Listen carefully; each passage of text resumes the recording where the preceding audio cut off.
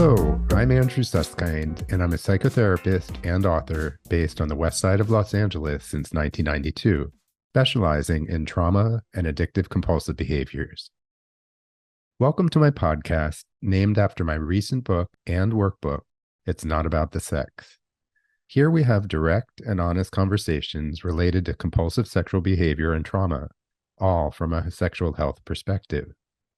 Our intention is to offer fresh viewpoints and practical strategies toward establishing greater intimacy and a more deeply connected life. Let's begin.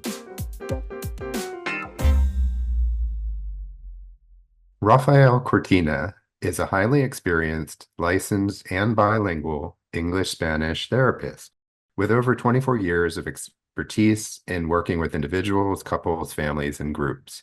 He holds multiple certifications, including a master addiction counselor, certified clinical trauma professional, certified Gestalt therapist, and certified Gestalt couples therapist.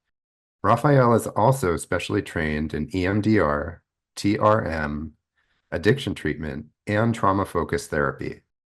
Rafael is a seasoned presenter and facilitator of workshops, trainings, lectures, and international conferences. His work spans both virtual and in-person settings across Mexico, the USA, Australia, Canada, Africa, Asia, and Europe. Welcome, Rafael. I'm so glad you could join us today. Thank you. I appreciate the invite, and I'm really excited to be here with you and see where this conversation goes. Absolutely. It's a pleasure. Well, why don't we begin with something that really is a springboard for our discussion? And it goes like this. What is the functional understanding of addiction versus the medical model? Yeah. So let me start by the second part of the question, which is what is the medical model? Because I think that the functional understanding is a response to the medical model. So traditionally we understand addiction as this deviant behavior that people needed to be punished, that it was this that they were being bad, they were being liars, manipulative. And when I talk about addiction, I talk about it in general, but just so for this purpose, let's focus on substance abuse, which is the most typical thing people think of when we hear addiction. And the common response was, they it's more punitive, almost criminal, and a lot of people are in prison over addiction. And this medical model was a response to that punitive approach and it's where we had this idea that addiction is a disease. So the idea is that the disease model has this perspective that addiction is a brain disorder that cannot be healed, that the only cure or way of managing it is abstinence. And through abstinence, you could have somewhat of a functional life, but it's the understanding that addiction is a disease. And we look at the symptoms that we need to stop in order for that disease to affect people's lives. So abstinence, sobriety, abstaining to the compulsive behaviors that are hurtful. And what that shifted is that at least it's a good step towards understanding addiction as a disease versus a bad behavior or deviant behavior. The idea of the functional understanding is to go beyond that perspective of disease and to actually understand addiction from what function is it taking care of for the individual. So is it taking care of a need? Is it a way of surviving that at one point was functional, which is true for most people? When you look at addiction in the present, especially someone who's, 40, 30, 50, 60-year-old, and we see all the negative consequences and all the impact that it has in their life, it's really to say there's no function here. It's a dysfunctional behavior. But when you go back to the history where the behavior started, where the relationship with whatever addiction started, at that point, it was a creative adjustment that was functional. It served the purpose. It allowed me to get through complicated emotions or numb out or make friends or belong to a group or socialize, be better at school, whatever it might be. The problem is that with time, the benefit, because it was not a healthy choice, it was a functional choice. So to understand that functional perspective of addiction, what it gives us, it's twofold. For a therapist, at least for me, I don't know for you, it's so much easier to work with someone who found this way. They became destructive with time of surviving and managing pain, and with time it became maladaptive. But they're not misbehaving. They're simply someone who needs to learn how to manage their pain. Or I could see them as this lying, manipulated person that I need to make sure they behave in order to have a better life. So as a clinician, I'll rather work with the first one. I don't know about you. And the second piece is for the individual who is struggling with sobriety or addiction, that if I believe I'm this bad person that needs to be punished, I'm technically, for the most part, just repeating the trauma, the sense of not good enough, not capable enough, not worthy enough. But if I stop and look and say, all right, so what is this addictive behavior taking care of for me? What need is it serving? It's not really taking care of it, right? It's like if you eat fast food, you know, and a nugget, it may have chicken, but it also has like 20 other things that are not chicken. It will Right. fill you up, but it's not nutritious. Mhm. And this is what addiction does in terms of taking care of needs. It might fill up the need for a moment, but it's not really taking care of it. And then when we take the need away from from the behavior, then we begin to see the need to belong, the need to be validated, the need to be loved, the need to be safe. That I found this chemical way of satisfying that. The need was never the problem. The need is actually a basic human need. So begin Mhm. to untangle the destructive behaviors from the healthy needs. And that's when we think about what was it doing, what was the function of it, so we then can get to the need and find healthier ways of addressing it. I just want to say that what you're sharing is so refreshing. And when I was in grad school, we didn't hear anything about what you're sharing today. So here we are in 2024, and it's just so significant that we've moved in this direction. And I'm just so glad that you're talking about how really how trauma and addiction are inseparable. Yes, yes. Because at the end, when we think about that functional creative adjustment period, and for some people it's 12 years old, 11 years old, 8 years old, sometimes later in life in your late Hmm. teens or early 20s.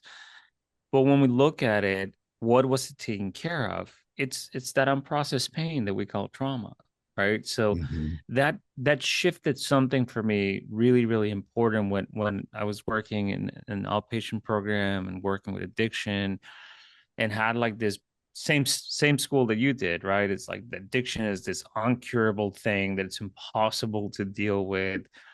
And I was working there, and there was something that began to shift. And the first, aha moment, which is not new, is wait a minute, we're not working with addiction, we're working with trauma, right? People don't have a sobriety problem, they have a problem being sober, right? That's the issue. They have a problem being in life. So we begin to understand that this piece of trauma that's behind it, but without it having to be so punitive. I remember working for places that if you were to relapse, they would kick you out of the treatment, right? No more therapy for you because you misbehaved. And when I think about that, it hurts my soul to think about like how Hmm. that's just punitive. That's not therapy. Just because somebody's struggling, then you're no longer welcome. How Hmm. is that different than the pain of not belonging in a family? We're just doing the same thing that the original pain is about. And I think Right. as clinicians we should try to do better than just do the same patterns and repeat the family Hmm. system. For sure. And I believe we are, for Yes. sure. I think we've come a long way in the last couple decades. But I also wanted to understand because you come from a Gestalt Hmm. background, part of your training, and can you talk about the relationship between trauma and addiction in Gestalt therapy and how it can be addressed in a relational context? Yeah. So what's interesting, it's funny because I was just having a conversation with someone recently about Gestalt, and a lot of people think about Gestalt and they're like, well, I remember hearing that word in grad school, maybe one class, or seeing that video when Fritz Perls and It's I can't remember. Clara, I think, is the woman's name. That L is Pearls and Rogers Woodworker, and Fritz Pearls is so aggressive in that video. So everybody thinks Mm-hmm. that's Gestalt. And what's interesting is that if you look at the Gestalt basis, it's so present in a lot of the newer models like IFS, uh, emotional focused therapy, even in EMDR, the adaptive processing model is very Gestalty, right? So so the idea is that we look at the individual as someone who is naturally relational, and that our system does whatever it needs to do to help us survive. So in Gestalt, we call it organismic self-regulation. Basically, what it means, it's very similar to the adaptive processing model. We find ways of surviving. And if that means I have to sacrifice an emotional expression, that means that I need to learn how to be funny. So then I'm the funny one in the family and I get hit less. Whatever it might be, we adapt to survive. Mm-hmm. So when we understand this function, and this is what, some of the polybagel theory and some of Dan Siegel's work is talking about, how our brain finds ways of helping us survive, and that means locking certain things away or figuring out ways of being resilient. Mm-hmm. So the idea is that if we understand that basic premise of Gestalt, and we begin to look at what is trauma, right? So for me, the essence of trauma is, it's not about the event. Gabor Mate talks about this a lot as well, and Bessel van der Mm-hmm. Kolk, that it's not about the event, it's about the aftermath of the event. It's about what happens Mm-hmm. later. Mm-hmm. So then we look at this event that happened that was horrific and painful. And a horrific example is sexual abuse, children who are sexually abused. Whenever I'm working with a client that did share any experience, I normally ask the same question, which is, who did you tell? And you can imagine what the most common answer is: no one. Yeah. So that's the essence of the trauma. Yes, something horrific happened to you and that's painful, but there was no one to tell. And that no one to tell, it's the essence of trauma, that you're alone with this pain. It's unprocessed Mm-hmm. and it's unspoken. So trauma thrives in the realm of unspoken, and it began and leaves in this darkness. No one can know, no one will ever understand. I'm not safe enough to reach to anybody, so I keep it in. Mm-hmm. Now, trauma also exists in family patterns. So, if I live in a family where everybody's angry or fearful, or parents are never around because they're busy with their own life, and I feel alone and not taken care of, or there's a lot of aggression, whatever it is, those are the constant everyday patterns that shape how I see myself and see the world. So the essence of trauma, it's not just those big events. Actually, those sometimes are easier to understand in our psyche. Mm-hmm. So I said, yeah, this horrible thing happened to me, and ever since my life is different. Versus nothing really major happened. But if I look at all the little moments and Mm-hmm. little events throughout my life in childhood, I Mm-hmm. can understand how it impacted me and it reshaped who I am and how I am in the world. So that creates a sense of needing to find a way to survive that. And what I believe about myself in this world, what we call core beliefs at Mm-hmm. times, which is, and they tend to be negative core beliefs. I am not good enough. I'm not lovable. I don't belong. So as we carry this shaping, this impacts, this way that becomes internalized, and we get into adolescence, this is Mm-hmm. normally when we run into trouble, because we get into adolescence, and now the most important thing in the world is to belong, to be part of a group, to be part of this social construct of Mm-hmm. high school that's so complicated and so many cliques and layers. And when I'm already carrying a sense of shame and not good enough, not capable, and I'm thrown into this world when I need to find a group, I often use the example of there's one group that's always open for enrollment. They don't discriminate. They welcome anybody and whoever comes in. And those are the kids smoking weed behind the school. And suddenly I belong. I'm part of a group. And also the marijuana helps, right? It takes It feels pretty good. I feel more relaxed. I'm able Hmm. to be funnier. So at that moment, for this individual, that was the best option they had for surviving based on their resources, based on their abilities, based on their reality. So this is where the relationship between trauma and addiction starts to take place. I have Hmm. all this pain that cannot be processed, that cannot be spoken. And I find this way that I don't have to deal with it. I could just make it go into the background. And now people like me. I have friends, I have abilities, I have this way of managing. Hmm.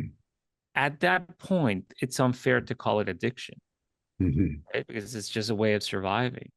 What happens with time, and this is my belief, is that addiction and trauma become so intertwined Hmm. that the only way I can survive is as long as I'm smoking, I don't have to feel the pain. If I stop, all I'm left with is the pain. I remember this young man I worked with, and he was abusing heroin, and he was in really bad shape. Hmm. And he said to me, if I stop using, I will die. And he was not talking about physical death.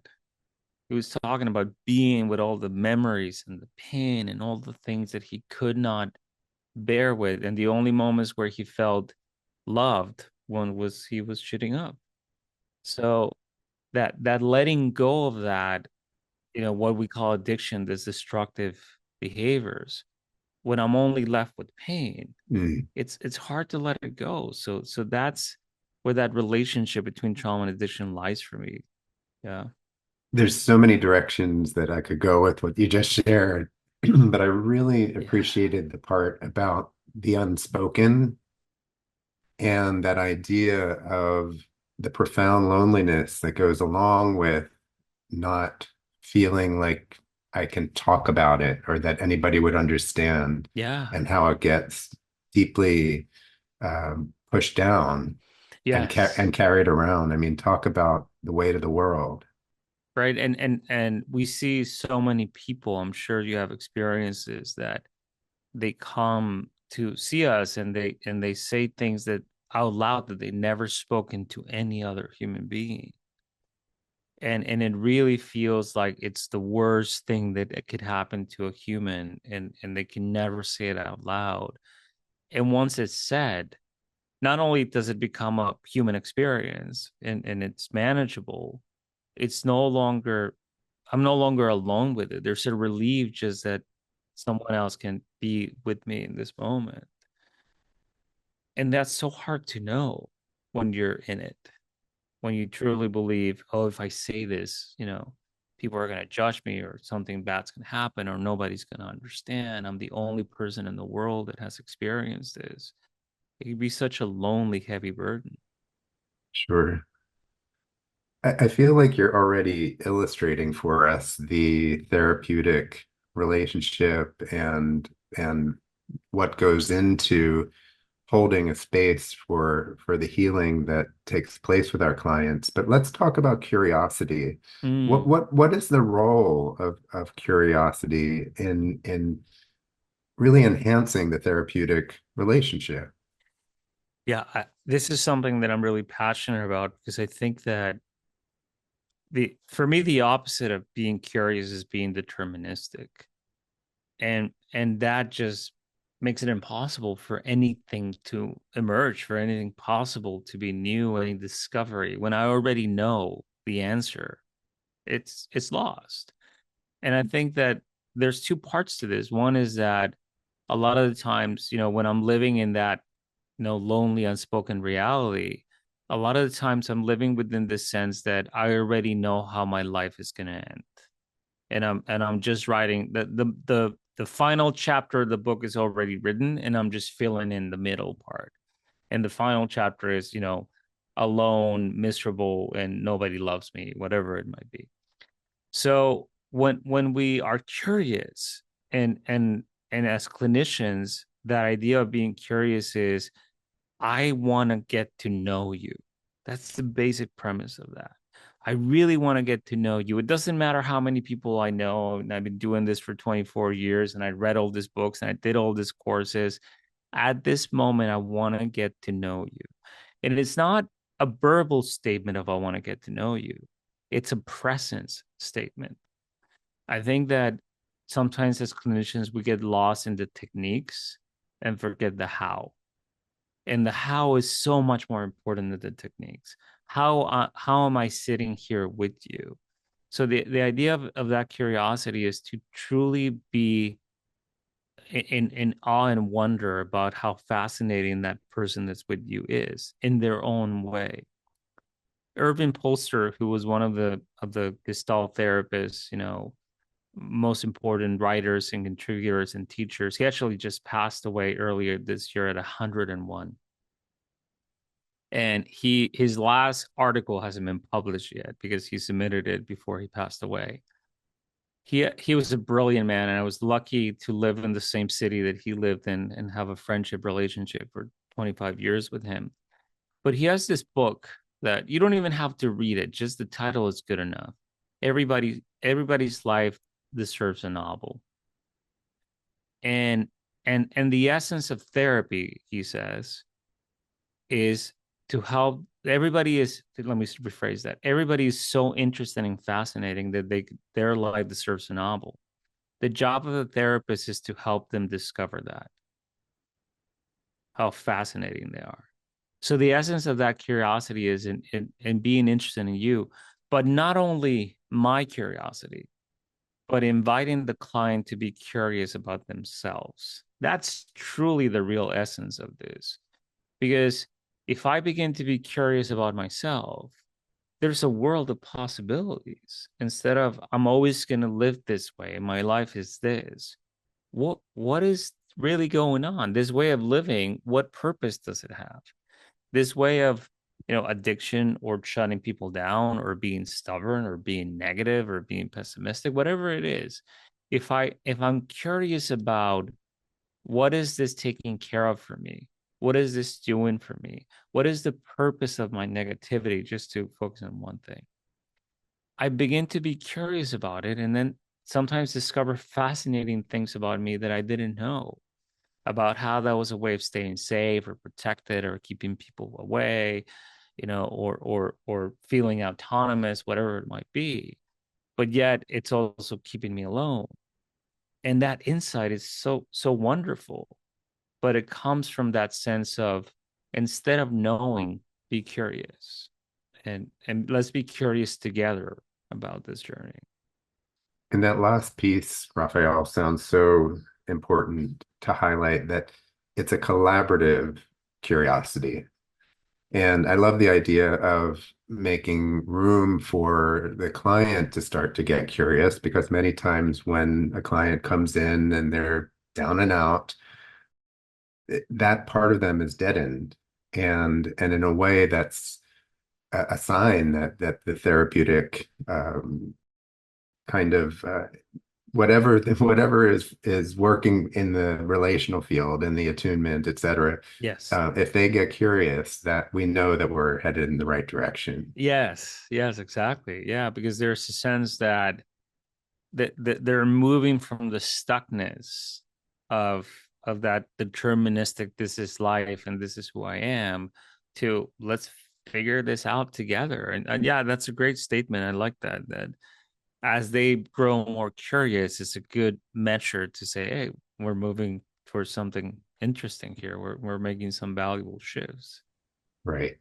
When we think about the therapeutic space that gets created for our clients, I sometimes use the expression a safe enough space. Yes. I don't think there's something absolute about a safe space, but safe enough or a safer space.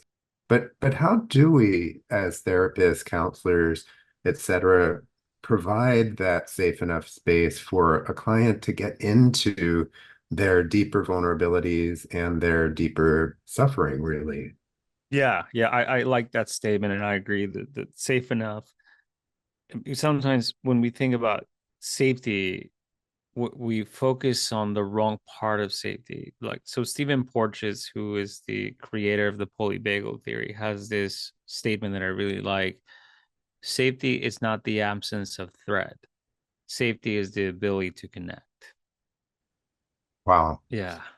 that's the essence of the safety we're talking about. Okay, am I Hmm. able to connect with you enough that I can share parts of me, that I'm willing to be curious, that I'm willing to trust you to get to know me.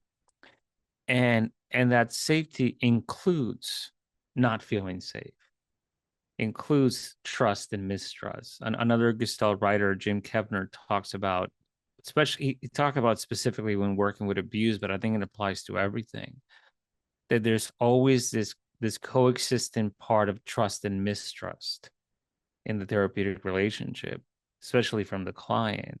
And what he says, and I agree, is that mistrust is even more important sometimes than trust.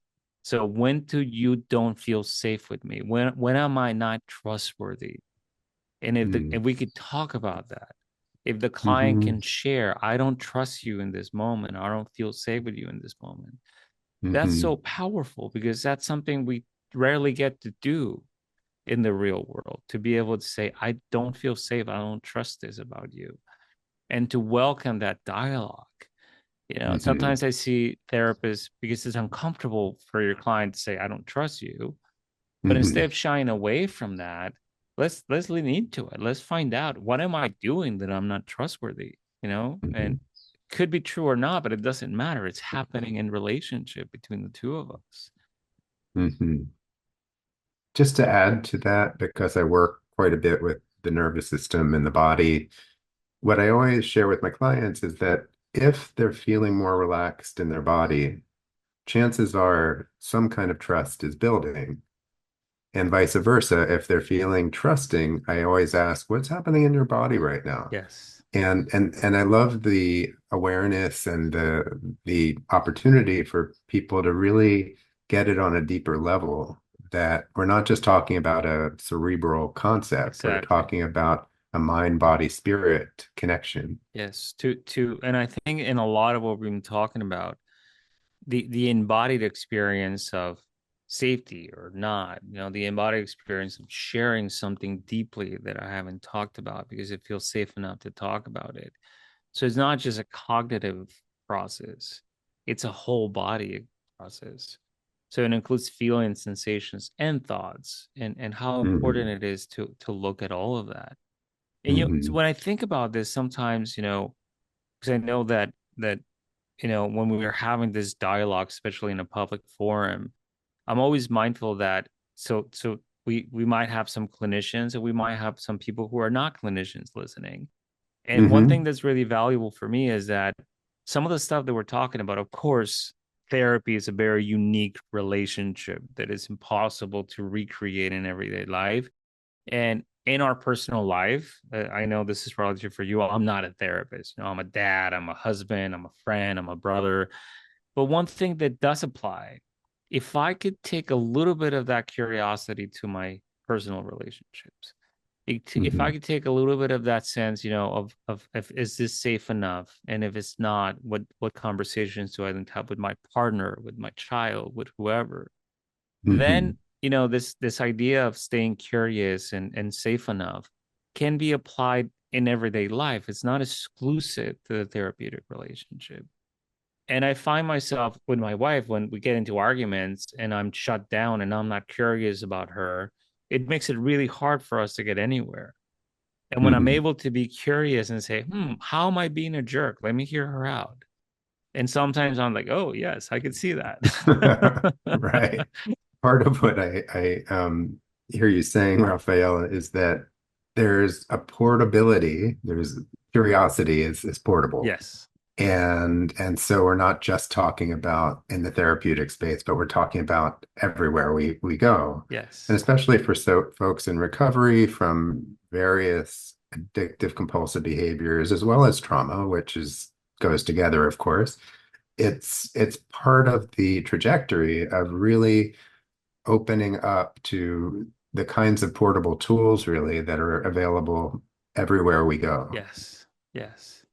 Excellent. And that the idea, and it's hard to do, right? And it's so much harder to do, and I know this for myself. It's harder for me to do this in my personal life than what it is to do it in my work life, because we're in Hmm. it in a different way. Right. So with the idea of inviting curiosity, it doesn't mean it's easy. It doesn't mean we do it all the time. But if we can remember that, right? Like I said, next time I'm having an argument with someone, if I could stop and say, am I being curious at this moment to truly wonder what the experience is for the other? But also, am I being curious about myself, right? And in terms of Hmm. experiences, moments, whatever. So it's not a permanent, nothing in life is permanent, but more Hmm. of a reminder of like, oh, it's maybe I should be a little bit curious here instead of just knowing. One concept that you shared with me is something I've actually never heard before, which is the relational space healing. So can you talk about how the relational space healing contributes to therapy, especially in terms of attunement and Yeah. presence? The idea actually comes from Martin Buber, who was a philosopher over 100 years ago, and he talked about one of the main concepts that he had, and it was the name of a book, and then Gestalt took a lot of his work and applied it, and even early pearls and this kind of stuff, is this idea of the I thou relationship. So there's sometimes we relate in I it, and what that means is that we're exchanging information, details, understanding. And I thou is this we're together and we're both in it, right? So there's an investment of me as a human and you as a human versus me as the expert therapist and you as the patient. So yes, I have some training and education in a role here, but we're relating in a human experience. So I'm affected by you, and you're affected by me. And the premise that Buber had is that healing rarely happens in isolation. Healing happens in relationship. Mm. So relationship is that moment of co-creating space. So it's a space that you bring you, I bring me, and we create this moment together. I mean, it's happening now, right? We're sitting here talking to one another, and you share Hmm. your input. You're looking at me. There's perspectives. So we have a co-created space that it's me and you, mingling in that Hmm. co-created space is where the possibility of healing begins to emerge in a therapeutic relationship.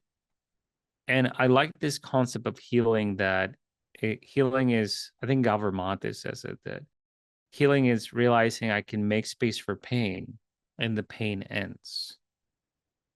So those moments, those feelings, those difficult experiences stay for a while, but then it passes. And Hmm. knowing that it passes is when healing begins to emerge, when there's moments that, oh, I actually got through this, right? Versus I needed to shut down. Hmm. So the idea of relational space for healing is that in that co-created space where we're both in it and we create enough safety, to your point earlier, Hmm. where I could begin to expand my ability to look at myself, and I could look at a little bit fuller sense of myself. I could see what hurts. I could see what feels great. I could see pain, but I could also see joy. That expansion to look within begins to create these opportunities where I talk about this painful moment. It's very difficult, but the moment passes and I'm still here. I haven't lost myself. I haven't disappeared. Hmm. So that's the essence of healing that begins to emerge. Hmm. That just and it's not a goal. It's a sense of if there's enough space for that to happen between two people, it begins to be a natural consequence of that ability to be curious and process through difficult emotions Hmm. with a compassion and empathic support. So I'm being seen in my pain Hmm. and not just alone with it. Right. Yeah. I wish we had more time because there's so many questions that come up for me as we're talking, but I do have one question I'd like to end with in Yeah. the podcast. If there were one or two takeaways that you would like our listeners to really make portable for them, what might they be? That's a great question. So I think one is definitely the shift of the understanding of addiction from a more functional perspective, and not just in others, but in myself, right? The invitation to pay attention to that for myself. And the other part that feels really important, and how that relates to trauma and unprocessed pain. The other is the idea of inviting curiosity. And I think that if we could take that more often in our life, as I was saying before, in relationships and conversations, but not inviting the other's curiosity necessarily, even though that could be a part of it, but more like stopping and giving myself permission to be curious. And I think that that feels really important. And finally, I think this idea about healing happens in relationship, because as scary as it is to reach out to a therapist or to reach out to a friend, or clergy, if that's your safe space, or whatever it might be, a coach, a doctor, sometimes it's the hardest thing to do. And I know that for a lot of folks, just making that call requires so much more effort and so difficult. But just making that call, it's already moving forward towards the possibility of healing. So just to remember that it's not about the deep dive into talking about these things with someone that I never mentioned in my life. That's not where it begins. It begins in the willingness to take the first step, to even just make the phone call. That's where the journey begins.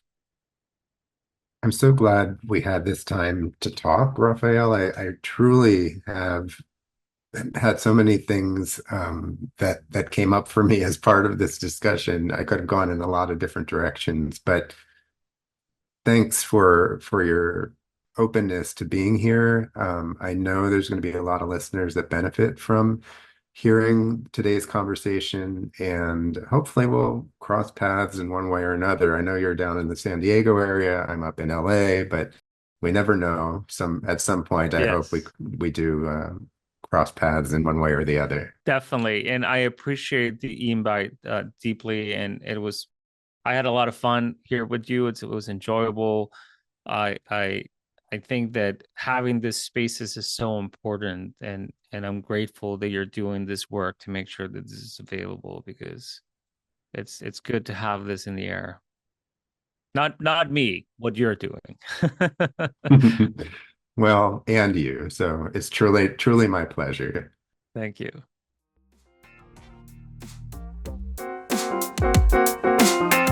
Thanks for listening today. It was really great sharing this time with my colleague Rafael Cortina and discussing this really significant topic. He can be reached through his website at insighttherapygroup.com. If you're so inclined, please give us a 5-star rating and be sure to subscribe and share my podcast with those who may benefit. I look forward to you joining us the next time. And don't forget to stay connected.